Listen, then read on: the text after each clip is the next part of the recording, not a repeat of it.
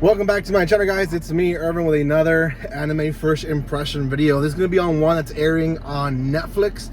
Not sure how long it's been on Netflix, to be honest. I was trying to scroll through some stuff, wanting to see some new stuff, and I found this one. I had already read, I think, the first chapter at least, and I was really interested into watching the anime series, see how it all came out. But Eden Zero is found on Netflix. It is dubbed and subbed. Don't know how many languages it's dubbed, but I think Netflix does multiple languages. So anyways, I'm gonna watch the whole first season, so here's my first impressions. Before anything, guys, if you have not done so by now, make sure you subscribe to my channel. We're trying to reach 4,600 before I move into my home, which can pretty much be pretty soon, which is awesome. Also, if you guys want to further support the channel, you guys can always comment, like, and share this video. It helps tremendously if you guys do. You guys don't know how much it does, but it does. So anyways, for now, guys, if you want to further see more videos, you guys can always check me out on social media and other stuff there. It's all in the links in the description below. Okay, Eating Zero is by the same people who brought you Fairy Tail. Is it called Fairy Tail? Anyways, I think it is called Fairy Tail. It's an anime, very old anime, very popular shonen anime that a lot of people loved. I personally wasn't big with it. I did watch most of the anime. I understood it all, but at the same time, at that time, it wasn't something that I would have enjoyed. Maybe now as an older man, or maybe if I was younger, maybe I would have enjoyed it, but it just wasn't for me at the time that I watched it. This is the same creators, and there's a huge controversy on it already, and I talked about it already, I think, on the manga review. I reviewed the first chapter, I believe so, in my channel, but I'll kind of mention the whole controversy behind it, and that is that they kind of took the formula of Fairy Tail and they put it into a whole new story, and they are trying to feed us essentially the same type of characters, and even the artwork is the same. Now, a lot of people went out and attacked the creators for this. Personally, I think if something works, why not continue doing it?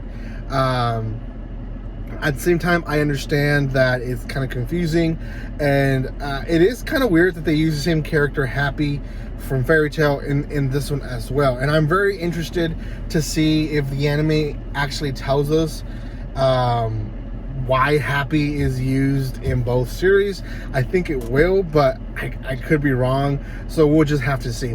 First episode actually had quite a bit of twists and turns, and I remember reading the manga once I watched the episode, but when I was watching the episode, those things, those twists and turns really hooked me. So I will say, past this point, if you guys don't want the first episode to be ruined, then I would recommend you go watch the first episode, come back and watch my first impression videos. But I will kind of spoil some stuff for the first episode. So we meet our protagonist, and he essentially is growing up with these robots, and he's being taught about what a human is through robots. You know, what friends are, what a heart is, what love is, and all this. And he obviously, it doesn't really completely comprehend it, but the robots do their best to teach him. And essentially, he grows up to be a young man, and his whole life essentially is spent in helping these robots, fix them, get them to be improperly shaped, so that they can live a longer life. And one day this other human shows up, and she comes in the ship, and essentially what ends up happening is the robots turned on them and essentially start giving them this whole role of how humans are trash and scum, and that they were just waiting for someone to show up for them to actually kill them and use their ship to move into other planets.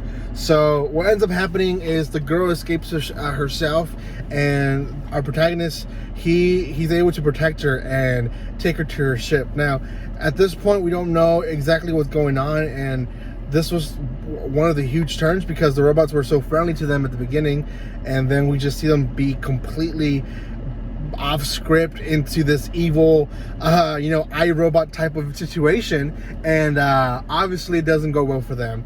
What ends up happening is that he does escape with her, and he enters this new journey into outer space for the first time, going to visit planets for the first time, and the whole story will revolve around them two, with Happy included, and I guess him trying to figure out what life is, and his like ultimate goal is to make friends. That's basically what it is.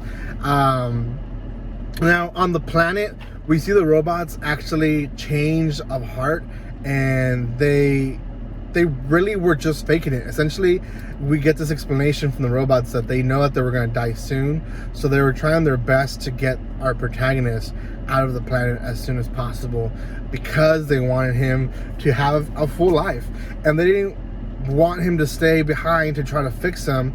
So they composed this whole situation where they encouraged him by attacking him to go out of space, and it ends up being that the robots actually do have a heart, and they do love our protagonist, and because they love him, they kicked him out in the only way they knew they could.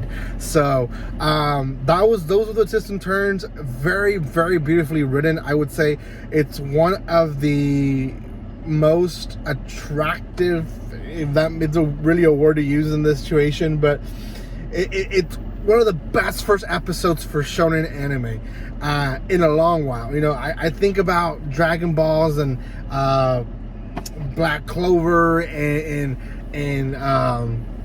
Full Metal Alchemist, all these types of shonen animes that we see, and a lot of them, the first episodes, they're not bad, but they're not like amazing. And I felt like this one was a pretty good episode. I will say the beginning was kind of cheesy about the little boy wanting to have friends and all of that. Kind of felt like I was watching a little kid's show, and then it completely didn't turn into a kid's show. It got more and more mature with the story throughout the episode. But overall, it was a really good episode. I'm excited to see the series. For sure, 7.5 out of 10. I think is what it deserves for now. I'm going to watch the whole series, the whole season, see how it turns out. And then I'll give my review on it for you guys and see what it ended up being for the next episode. But for now, 7.5 out of 10, I think is what it deserves. And thank you guys so much for watching this. And again, if you haven't done so by now, subscribe to my channel, comment, like, and share. And guys, I'll see you next time. Like always, don't be strangers. See you guys.